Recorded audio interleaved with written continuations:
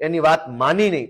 તો ષડયંત્ર થયું અને ગઈકાલે સરકારી વકીલે જ કીધું કે મુખ્યમંત્રી ભૂપેન્દ્ર પટેલ અને હર્ષ સંઘવીને આ બધી જ વાતની જાણ છે. એણે જ સૂચનાઓ આપી સરકારી વકીલોને, એણે જ સજા પડાવવા માટે થઈ પોલીસને, વકીલને, સાક્ષીને, પંચોને વગેરેને સૂચનાઓ આપી અને એણે જ આખે ખોટી ઘટનાક્રમની અંદર એક ચૂંટાયેલા ધારાસભ્યને જેલમાં પુરાવાનું કામ કર્યું. એ વાતનો ભાંડો ફૂટી ગયો. શું કામ? કે ચૂંટણીમાં હરાવી શકાયા નહીં ચૈતર વસાવાને. સમાજના યુવાનોને હું કહેવા માંગુ છું કે a lion is always a lion. A lion is always a lion. There are so many jackals and other animals in the forest, but there will be only one lion.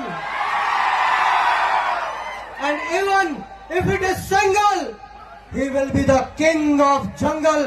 આદિવાસી સમાજનો સાવજ ચૈતર વસાવા છે. અને જો ગુજરાતની સરકાર અને નરેન્દ્ર મોદી એવું સમજતા હોય કે આના પાપની દેશ છે, એના પાપનું આ દેશ છે, તો સાંભળી લેજો કે રણ में जो हार मान ले वो वीर नहीं है. रण में जो हार मान ले वो वीर नहीं है. जो प्यास ना बुझा सके वो नीर नहीं है. कुर्सी पर बैठे नेता किसी घमंड में ना रहे, ये सत्ता किसी के बाप की जागीर नहीं है. આ સત્તા કોઈના બાપની જાગીર નથી. જો ગુજરાતની સરકાર અને પોલીસને એમ લાગતું હોય કે ચૈતર વસાવાને પૂરીને આદિવાસી સમાજનો અવાજ દબાવી દેશું, તો કામ સાંભળી લેજે હર્ષ સંઘવી. તો કામ સાંભળી લેજે હર્ષ સંઘવી. સાંભળી લેજે હર્ષ સંઘવી. ચૈતર વસાવા આંદોલનની કોકમાંથી જન્મેલો એક નેતા છે. ગરમ તપતી ભઠ્ઠીમાંથી નીકળેલો નેતા છે. અમે કોઈના બાપથી ડરવાના કે ગભરાવાના નથી.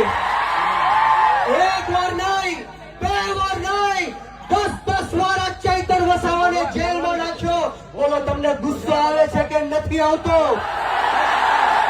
તો આજે હુંકાર અને આજે અવાજ એવો કાઢવાનો છે કે આ ગાંધીનગર નહીં પરંતુ દિલ્હીમાં જ્યાં નરેન્દ્ર મોદી શાસન કરી રહ્યો છે એના કાનના પડદા ફાટી જવા જોઈએ.